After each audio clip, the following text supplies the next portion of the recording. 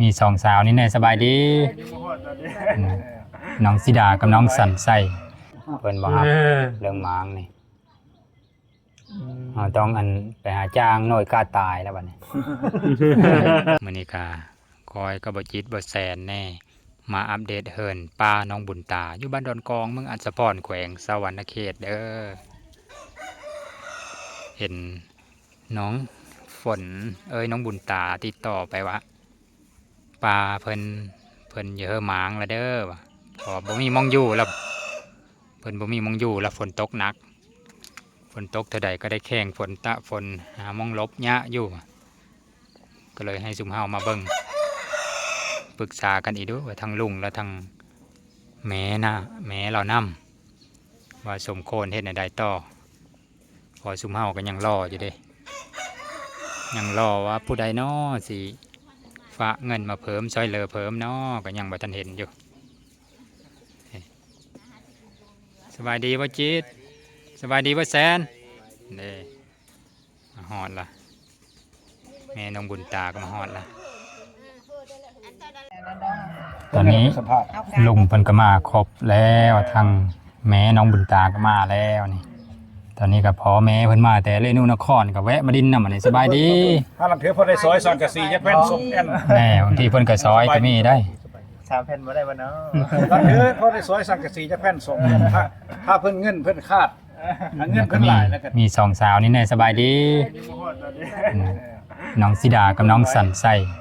สาวบ้านเวียงไส้กับสาวบ้านต้นเพิงหรือว่าบ้านต้นโพสีนำ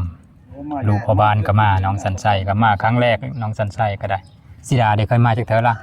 ก็มาครั้งแรกโอ้บิดมีผู้บ่าวอยู่แถวๆนี้เนาะนี่ก็เลยบ่ค่อยได้มาซุมเฮาก็ได้ขึ้นไปหาเพิ่นอยู่เทิงผู้ก้อนบัดนี้คอยก็ซื้อแป้งโน่กับแฟบ2 ถุงมาฝากเพิ่นซื้ออยู่บ้านดอนกองนี่ล่ะเดี๋ยวคอยขึ้นก่อนซุมเพิ่นก่อนซุมเพิ่นก็กำลังเปิดคลิปอยู่ทางลุงเพิ่นทางแม่น้องบุญตานี่เด้อเคยเอาอันนี้มาฝากเจ้าแล้วผู้ช่วยเลยนี่ผู้ช่วยขอบใจแล้วเห็นแล้วถูกเนี่ยเดินจารันแล้วยังว่าเป็นเลิกโหขนาดบ่ฝนตกนะอ้าวจนบ่มีบ่ถูกคุณน่ะฝนก็ตกเศร้ามันตกมันกี่นี่นะเพิ่นนอนอยู่กี่เพิ่นนอนอยู่กี่เอาไปยางมุงเอาไว้กาดนอนฮะย้อนลูกชื่อเพิ่นยังรู้บ่ซื้อนะลูกชื่อเลยเพิ่นเอ็ดมัดยังเลยเพิ่นมัดเธอเพิ่นว่าคำพุทธก็คำก็คืนตกนอนอยู่นี่ว่ะกินติดแป้นแผ่นเดียวค่อยหาแป้นมาชื่อช่องช้ำแผ่นแหละเดี๋ยวนี้เบิ่งไปเบิ่งบ่นอนเบิ่งก็หน่อยนึงไอ้แม่นี่เห็นนี่แหละเพิ่นกายไม่แป้น3 แผ่นกายนี่คันผู้เลิกขวางก็ตกปูนั่นนี่บ่ตกดอกค่อยน่ะค่อยไปขึ้นเกรงเรามันนอนบ่รับจำแล้วบ่ต้องแหงฝนตกแห้งแล้วมันโหลงมาแต่พุ่นนี่พลาบโหแล้วน่ะเปะอยู่น่ะมันดอกหมดเลยโอ้ตอนนี้ก็ยังบ่มี FC ผู้ใดบริจาคเพิ่มอยู่พ่อแม่พี่น้องเห็นน้องฝนน้องบุญตาติดต่อมาก็เลยฝากมาเวลาเจ้าอาบน้ำได้สั่งอาบอยู่สิเลยตารางบุรีเทิงนี่ตารางเรียนองค์สบู่ก็มีอยู่แล้วว่ายังก็1 หมู่เฮิรนั่นแหละเพิ่นเอามาเฮิรเด้บ่แล้วอันแม่นล้นเฮิรมีคนเอามาเฮิรแม่นล้นเฮิรช่องก้อนตะกี้น่ะเกือบแล้วก็แม่นล้นได้เฮิรถืออยู่เดี๋ยวนี้นะแน่ก็บ่ได้ถือมีแต่หมู่ฐานหมู่เอาเฮิรเนาะหมู่คนรู้จักเดียวนี่บ่หรือพี่น้องเดียวบ่พี่น้องและผู้อื่นนี่แหละอีดูเลยเขาผู้เพิ่นผู้มีแล้วเฮ้อเอาอีดูก็สงสารเกิดฮาดแล้วเราเห็นเราเฮ้อตาเป็นล้านให้เราดิเป็นล้านบาจุนี่โอ้อันนี้น่ะน้องค้อยเลยนั่นเราเป็นบุญตาพันลูกผู้นี้ไปสวรรค์บุญตาไปทำงานแล้วโอ้ยโทรศัพท์ตกน้ำเลยจะโทรศัพท์บ่มีเงินซื้อเลยไปอย่าได้โทรศัพท์จะได้โทรศัพท์บ่มีเงินซื้อโทรศัพท์บ่มีเงินซื้อแล้วแหละ ไปจะหวาน อันนี้ของต้อนเด้อนี่เด้อ ก็ ก็ คนไปนั่ง คือผู้ช่วยผู้ช่วย ใกล้บ่ มาใกล้ๆกัน เนาะ เนาะ ละผ่าละอีกโตนะ มันคือห่อนได้บัดนี้ เสื้อกันยาวเขาก็จนแก้ฮ้อน มันฝนสิตกเฮาเฮาน้อยอีกเด้เนาะ ทำกับพอดีเลยเข่งผลน้ำเพื่อนแล้วเลยนี่ จะได้เห็นภาพบรรยากาศนํกันเนาะ เอามองใดฝนโหเนี่ย ก่อนสายพี่น้องเอ้ยเนาะ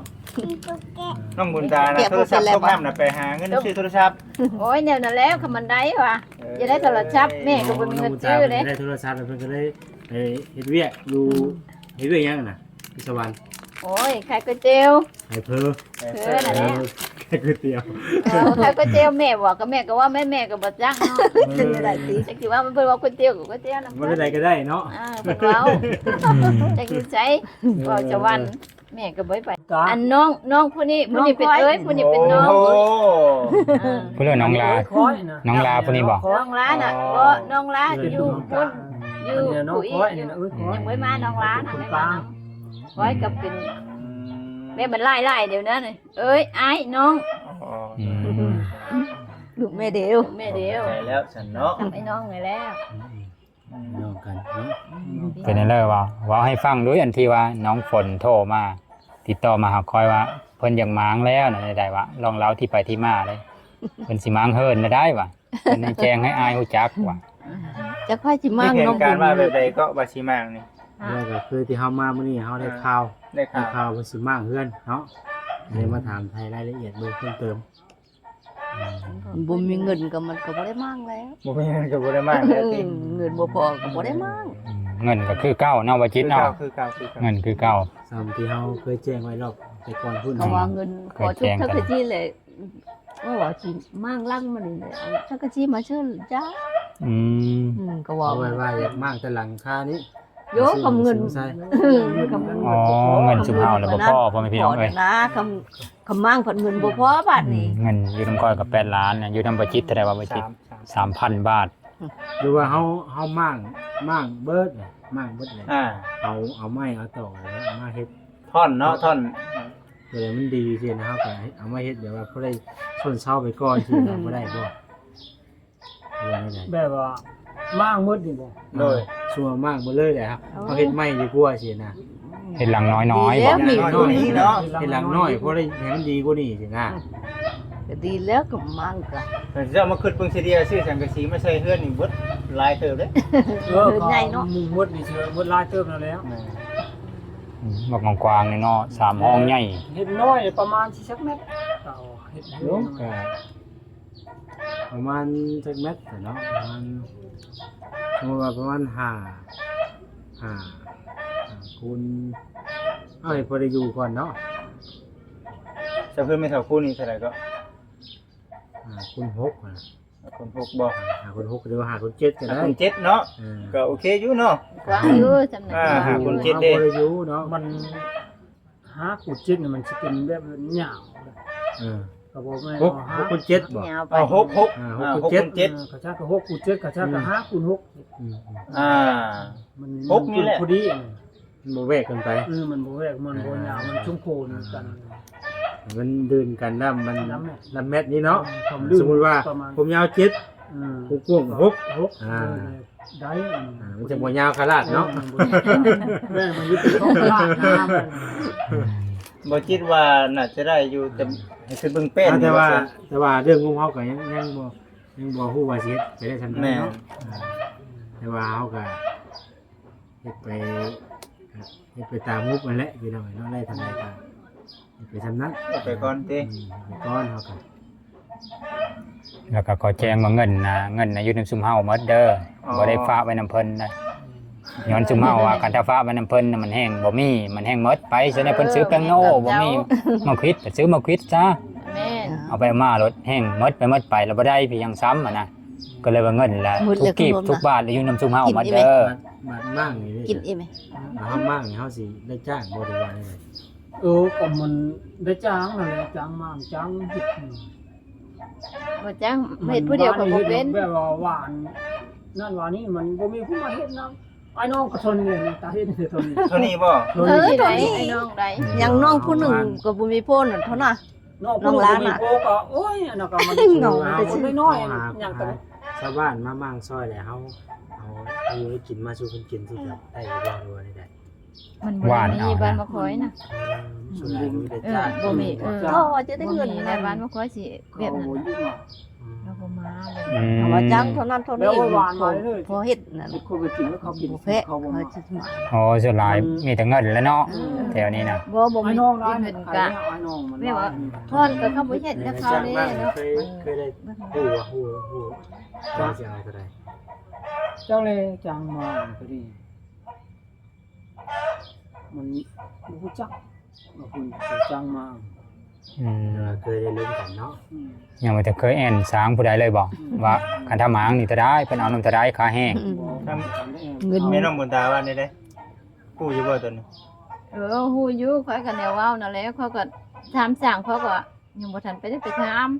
จะบ่ถามกับเขาอยู่ได้หลายน่ะมังก็ น้องบุญตาเพิ่นว่ามื้อนั้น3ล้านบ่มื้อนั้น มันโทรลังมันเราเอานะโทรลังมัน เกี่ยวเนาะ แบบนะเดี๋ยวข้อยก็บ่เข้าใจว่ามั่งมืดนี่ข้อยก็บ่จักอย่าว่ามั่งเท่าลังมันนะ คือเงินใน8ล้านนี่ก็เฉพาะที่มันมากนี่ก็เกือบเบิดเลยเนาะ แม่นล่ะ อันนี้แล้วข้อยยังว่า มันต้องมีอีกประมาณจักสมมุติว่าตัวนี้คือเพิ่น8ล้านเนาะสมมุติว่าเฮาตัวจ้างไปมันก็สิยังเหลือสมมุติว่าประมาณ3ล้าน4ล้านสินะเนาะมันยังเหลือบ่หลาย ไม่ว่ามากแล้วนี่จัง ช่างนี่กะว่าสิมีเฮ็ดอยู่บ่ครับ ได้อึด คำมันเงินมันเพียงพอนะเขาก็เฮ็ดอยู่ บ่แล้วก็คันสร้างหลายๆอยู่นั่นเนาะ มีอยู่ช่างแถวบ้าน ได้ว่ามีงบจ้างว่าซั่นซะ แสดงว่าเพิ่น ค่าตัวนี้ บริวารเนาะแถวนี้เนาะ มัน หมดแล้วยุคหวาน ตะ เนาะ กี้น่ะมันมีคนหวานนะหวาน สมัยใหม่เลยเนาะ สมัยใหม่เลยเขาบ่มาดินี่หวานนะเขาไอ้น้องลากอ่ะโอ้ยไอ้น้องเฮ็ดนี่ก็พอได้อยู่อันนี้น่ะมีแต่ผู้หญิงนี่ไอ้น้องก็เท่านี้มันบ่มีผู้ชายผู้ ลูกแม่ข้อยนะ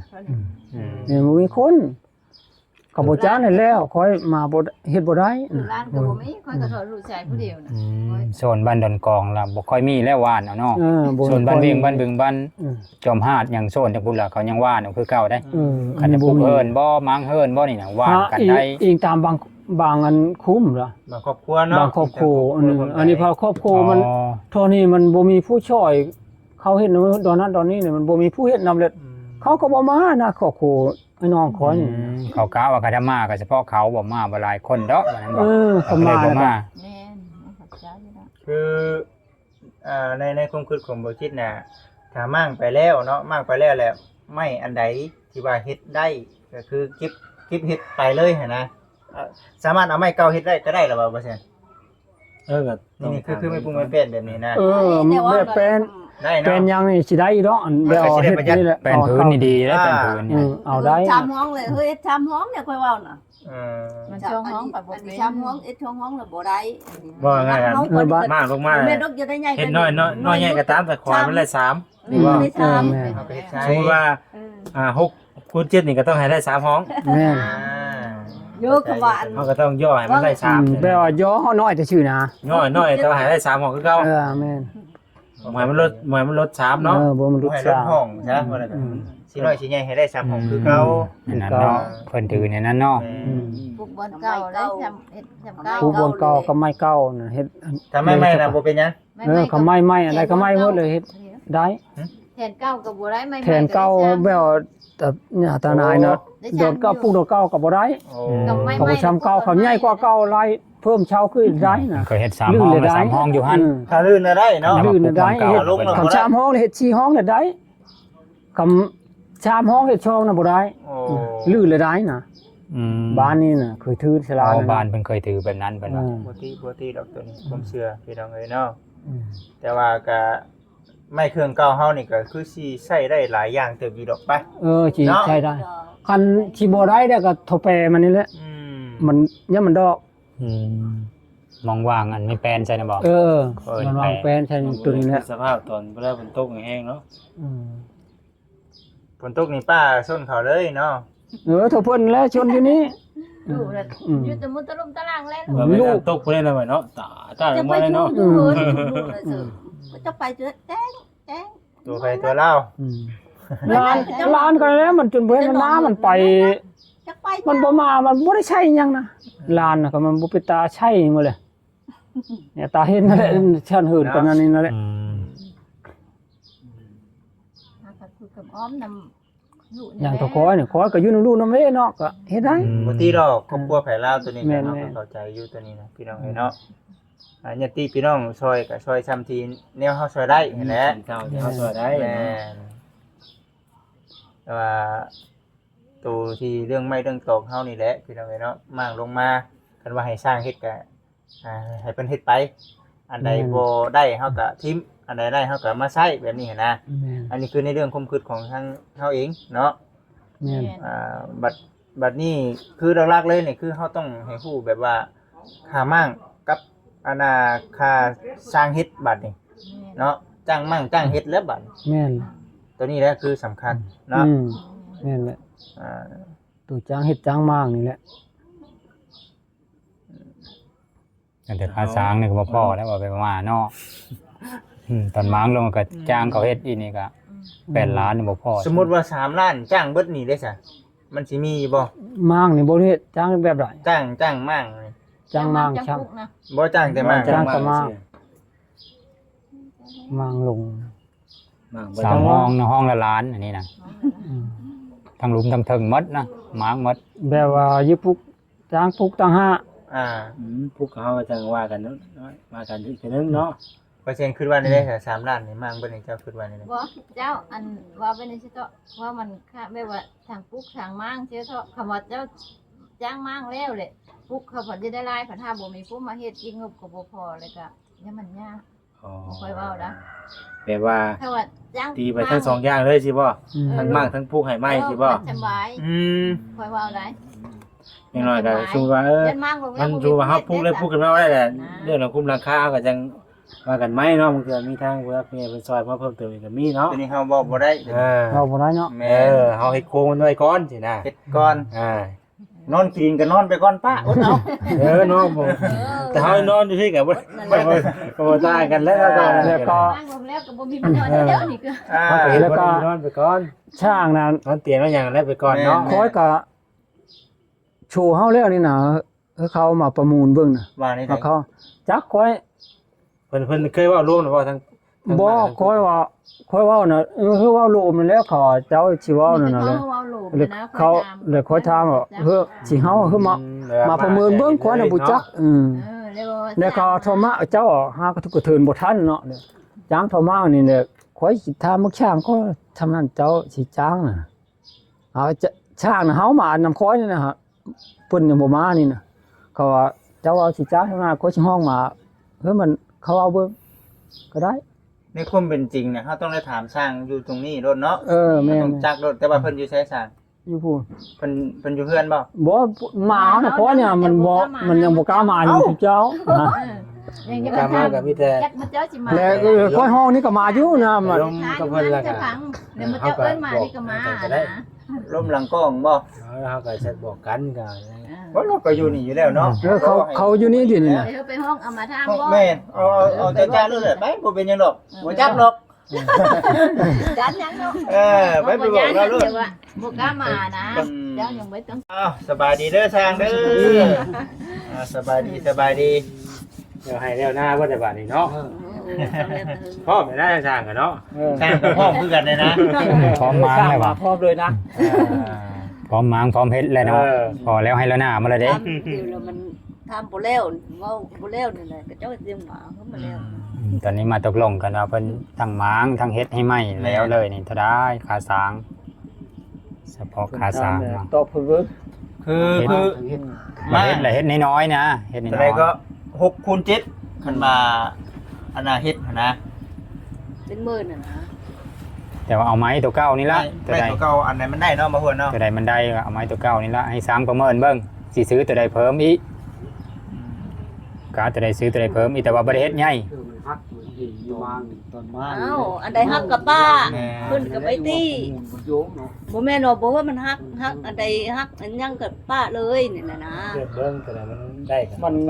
สิเปมันแหละมันจุดนักโลดสิฮักน่ะลายน่ะ เอาแบบนี้ซะตัวเรื่องฮักเพนี่เฮาบ่คิดเห็นอยู่แล้ว มีแต่ว่าตัวใดฮักก็คืออันน่ะบอกกับทางทีมงานนั่นแหละอันใดเฮาชื่อได้ฮักก็มันมีขายก็ชื่อเนาะ มากเบิ่งพุ่นแล้วจังซี่ อ่า เนาะ ตัวใดเชตัวใดบ่เช ว่ามันตัวใดเช แต่มันได้หรือบ่ได้เนาะ อันใดได้ก็เอาอันใดบ่ได้ มันเว้าก้อนมันสิบ่ได้เนาะมัน แม่ บ่ แม่ เห็น แม่ คำสิว่าเว้าก้อนมัน ชื่อเนาะมันบ่ได้ดอกได้หยังกับบ่ฮักหามันฮักมันผีก็มี ยาก เออมัน เนาะ บ่ได้ดอก มังเฮือนบ่ให้ฮักนี่ยากเด้เนาะ ยากแม่ เฮ็ดอยู่เลย มีแต่จุดประสงค์มื้อนี้ก็คือว่าอยากพูดครับว่าเฮาเอามั่งแล้วก็แบบว่าเฮ็ดอยู่ในขณะนี้นะสร้างคิดว่าอยู่ในจำนวนเท่าใด 7บ่ แม่นบ่ว่าซั่น เฮ็ดน่ะเฮ็ดน้อยๆแต่ว่า3ห้องคือเดียวเพิ่นเว้าน่ะ 3ห้องคือเก่า 7 แม่ ได้3ห้อง 3ห้องคือ เฮ็ดพอแต่ได้อยู่เพิ่นนั้น ไม่เก่าเฮ็ด แล้วมันยาววัดบ่มันยาวก็ย่อกับพี่เอก เก่า ก็เพิ่นอยู่แบบบ่ได้หลายคนเด้ เฮาก็ ตามงบเฮาอะแล้วเว้าก็ได้ 5คูณ6เขาว่านั่นกันนะ เอา 6คูณ7ก็ได้เนาะ บ่เป็น2ซะเผื่อไว้ แต่ก็สมราคาอีก เอาเนาะเอาไป6คูณ7ราคานี่ว่า ว่าสิเพิ่มให้บ่ ว่าสิเพิ่มอัน6คูณ7อัน เอาไม่ก็ไม่ อ่า ขนาดคนซื้อ แม่น ว่างนี้ แต่ได้มันฮักแต่ได้มันฮักแล้วก็ซื้อมาแต่ก็บ่ได้ให้มันฮักหมดทุกอันแล้วบ่ โอ้ยใครจะยกนะ เนาะไม่มีกบหมด ความเยอะเบอร์ ก มั บ น ไม่หมด บ่กบก็ได้ แล้วว่าเนาะ บ่ครบก็ได้เนาะ ก็ได้ พอไหม ก็ยา อุปกรณ์เฮาก็บ่ค่อยได้ไหมนะ แม่ มีแต่ใช้ตัวเก่าอะ บ่ได้กบหรอก บ่กบก็ได้เพิ่นว่าบ่กบก็ได้ เอาแบบง่ายๆแล้วนะกับกบกับมันคือสิเปลืองไรแล้วเนาะ แม่ มันก็ผสมโซนก็ดีบางอันเพันไหมมันครบแล้วก็บางอันเพันบ่ไหม ขึ้นเบิ่ง ให้สร้างมันคือตีราคาเบิ่งก่อนตอนนี้นะ บ่นัดนี่เด้อ ต่างซอยเดียวว่าเร็วกันนะราคาต่างซอยเดียวต่างซอยปลาเพิ่นนำเด้อพอซุ่มเฮาก็ซอยปลาเพิ่นคือเดียวมีมันเงินซุ่มเฮา เป็นชับเนาะ ช่วยเดียวนี่แล้วเนาะ มันทุกข์มันจน เฮ็ด เนาะ บุญนำเดียวผู้เลิกก็ได้ ญาตินี่ขึ้นได้บ่ เอาเกินมีเกิดก็เอาเกินมาใกล้บ่แม่นสิบ่ใกล้เกิด ไปเนาะเพิ่นหัวมันย่านไฟฟ้าแล้วนี่เนาะ ปดแล้ว พูดแล้วบ่พูดแล้วบ่เดี๋ ป ยว ดอั นี้ นปดเดียวนี่ อันนั้นเอา เอาพยายามโกบมา แต่ยางทุกอย่างโกบอยู่นั่นแหละ ช่างว่าขอบบัก ถ้ามันบ่ได้ผู้ดีเฮาก็บ่ตอกบ่ชูงเกินเฮาก็ตอกเขาว่าผู้ดีเฮาก็โอเค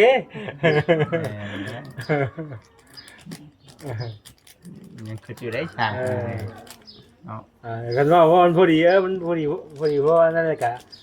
เฮาก็เอาไปเลย ตรงเดียวเด้อเนาะ ปลากะเฮ็ดง่ายอยู่เฮาซื้ออันปลากระตาดอยู่แต่ในเมืองผู้มาแอมเซอร์แบบนี้นะ โอ้พาน่ะชื่อมันแนวมันง่ายแล้วมันมีอยู่แล้วแหละเนาะ เสาก็ได้แล้วว่าเสานี่เนาะ ได้ชาว ได้อยู่ เช้านี่ก็มันบ่ลงแฮงเลยฮักอยู่ได้บ่ดอดอก บ่สูงดอกเสานี่เนาะได้อยู่ดอก ได้ ไหน นั่งเบิ่งก่อนเนาะ น่าใช่น่าเช้าบ่ คันน่ะเช้านะน่าสิเป็ดน่าสิ 18 8บ่8เนาะ 8 ใช้รีบหมดเลยอีกเนาะพวกนั้น มีแต่ใช้ลิ้นแล้วหืนนี่เนาะ สมัยเก่าเนาะ รุ่น บ่ เก่า ได้มีตะปู ตาปูตาย่า มี เนาะ เอาไม้เฮ็ดเป็นรีม น้ำมั่ง โอ้รีบเลยครับเนี่ยนี่กันเนาะ เนี่ยคำโค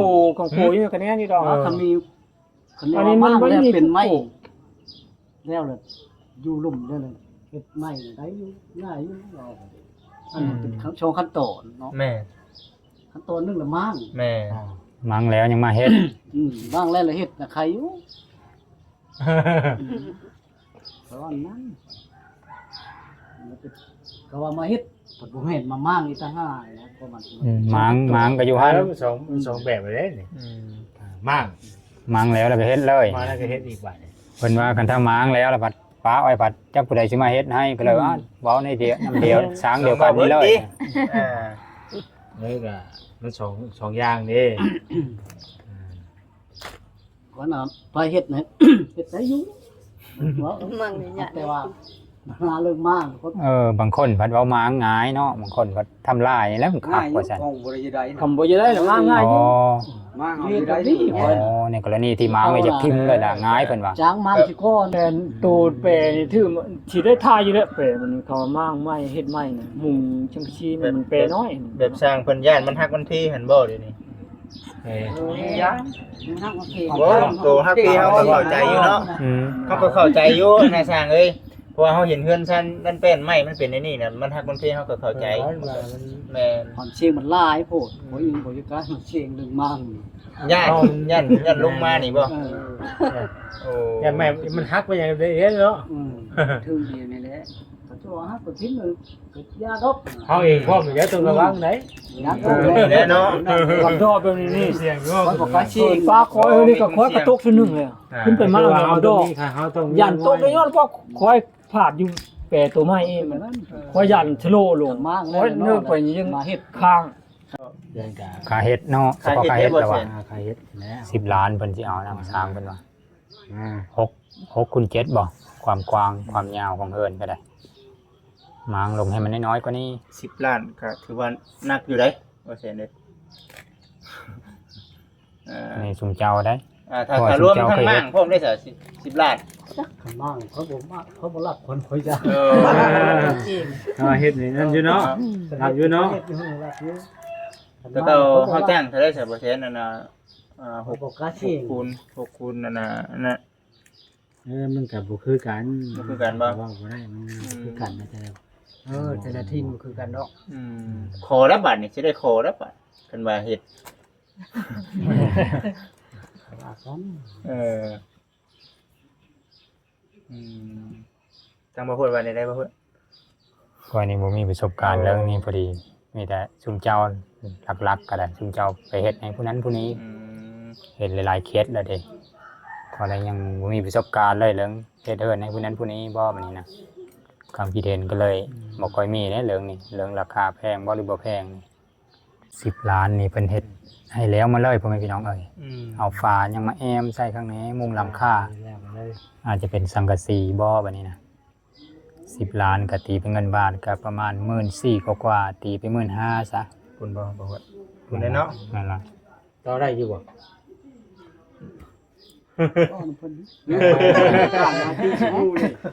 เยอะเลยบ่เอาไว้ แต่ว่าเรื่องม้างนี่เพิ่นบ่ยังรับแล้วบางทีเนาะ หวานบ่ เพิ่นให้ผู้อื่นมาม้างแล้วเพิ่นเฮ็ดให้ได้เพิ่นว่าเพิ่นยัน ช้ำนี่ก็ เกินอันตราย อันนี้ ไม้ บ่ มันยังเดาะแน่ทั้งเทิง เดี๋ยวช้ำไปได้นี่น่ะ บ่เสียงกิน คุณโฮก คุณหกเนาะ เป็นล้าน เหลือ8 ล้าน เงิน8ล้านพี่น้องเพิ่นลดให้ เฮ็ดน้อยลงกว่าเก่าอีก อันนี้คือเพิ่นลดให้ได้นี่เนาะ 6คูณ7น่ะ10ล้าน เพิ่นรุดได้2 ล้าน คนพก นี่แหละครับนะ สิกันนี่แหละ ตอนนี้เฮาก็มีแต่หาผู้ใดสิมาม้างให้เท่านั้นจ้างม้างอีกได้อบัดนี้นะ อยู่นำบ่ฮวดหากะพอค่าสร้างเฮ็ดเป็นบ่ยังบ่พอค่าอุปกรณ์เนาะ ค่าม้างอีกเด้อ ค่ามากย่างเด้อตัวนี้เด้อเนาะ เจ้า 3,000ได้ 3,000 ใช่ไหม ก็ได้จับบ่ฮวดลองได้ดู 3,000เบิ่งเด้อ เพราะว่าค่าสร้างมากนี่ทั้งสร้างเพิ่นสิเอานำเท่าใดค่ามากเนาะ 3 ล้านน่ะได้บ่ค่าม้างเนาะห้องละล้านไว้3ห้อง มาก หากสิบ่ฮับเนาะบ่ฮับ คนบ่ฮับ หวาน เพิ่นนี่เพิ่นบ่ฮับเรื่องม้างนี่เราต้องอันไปหาจ้างหน่วยกล้าตายแล้วบัดนี้ ออกเป็นยานเด้ โอ้อันนี้ก็ สุ่มใดบ่ยานแล้วมาม้าง ถามก่อน เป็นมั่งบ่ เนาะ บ่เป็นมั่ง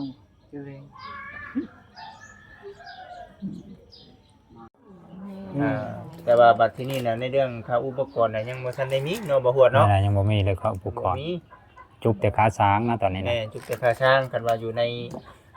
ช่างเพิ่นเว้าอยู่ในจะได้8ล้าน9ล้าน10ล้าน11ล้านเนาะ นั่นแหละ อืม ขาม้าง3 ล้านกะกันจะมีผู้รับอะนะ แม่น กรณีที่บ่มีผู้รับกะเขาอาจจะเพิ่มขึ้นกะก็ยังรับบ่หรือใดๆก็จะฟังเบิ่ง แม่น เพิ่นสิไปปรึกษากันก่อนช้างก็ได้ ฟังเบิ่งก็มากลงไปแล้วแม่ป้า สิได้นอนอยู่ในพื้นดินจักมื้อนี่ก็บ่รับประกันคือกันได้ป่าเอ้ยบาดนี่เฮ็ดจังได๋เนาะ โอ้ไปกับทุก การเฮ็ดแบบเฮ็ดก็มันก็บ่ทันวอกทันไวเพราะได้เฮ็ดนี่ก็ดี มันบ่คือเงินอยู่ในถุงเฮาได้แบบว่าเฮามีเงินอยู่แล้วเนาะบ่ฮู้เนาะ แม่นล่ะ เฮามีเงินอยู่แล้วน่ะเอามางลงไปแล้วเนาะเฮาก็บ่คิดปานใดอันนี้ก็อิงตามผู้รักผู้ใหญ่เพิ่นช่วยเหลือเนาะตัวนี้ก็ได้เด้อก็เบิ่งไปแต่ว่าเรื่องราวมื้อนี้เฮาฮู้ได้ซำนี้ก่อนพี่น้องรอฟังคำตอบจากทางช่างเพิ่นอีกเทื่อก่อนเนาะมีหยังก็ให้กับทางแม่น้องบุญตารายงานแล้วก็บอกกับน้องบุญตาทางมาบอกก็ได้ทางบ่ฮวดก็ได้ทางบ่คิดก็ได้เนาะ บอกอยู่ดอกคำผู้จางบอกมาแล้วก็มันก็บอก แสดงว่าตอนนี้เฮาปัญหาอยู่ตัวม้างนี่เนาะ มา เฉพาะตัวม้างนี่เรายังมีปัญหาอยู่ตอนนี้ แม่ เรื่องเฮ็ดนี่เพิ่นรับปะแล้ว แม่ 8 ล้านเงินที่ค่อยมีแล้วก็พอดีจุ๊บพอดีค่าสร้างก็ได้ ถ้ามากบัดบ่พอเนาะ วันนี้เงินบ่จิตค่าม้างบัดนี้ ยังบ่พออยู่เงินบ่จิต เอา ประมาณนี้ละพ่อแม่พี่น้องเอ้ยอัปเดตให้พ่อแม่พี่น้องได้รับชมกันถ้าผู้ใดเห็นคลิปนี้อยากซอยเหลือเพิ่นอีกก็สามารถติดต่อมาได้เด้อพ่อแม่พี่น้องเด้อเอาเป็นว่าหาทางเมื่อก่อนเด้อบัดนี้เด้อเดี๋ยวได้คำตอบแน่เลยสางเพิ่นก็เพิ่นว่าในใดก็ยังให้แม่น้องบุญตาติดต่อมาหาว่าเพิ่นน่ะได้เพิ่นตกลงสิเฮ็ดให้บ่หมางลงละ3 ล้านน่ะตอนนี้เพิ่นยังไปหาสางผู้อื่นอีกอยู่ฝนตกกันทะพานฝนนี้ไปก็มันแห้งดอกก็อีพ่อแม่พี่น้องหลังคามันก็ได้เอาเป็นว่าคลิปนี้ก็ซ้ำนี้เด้อเดี๋ยวคลิปหน้าพอได้ใหม่เด้อ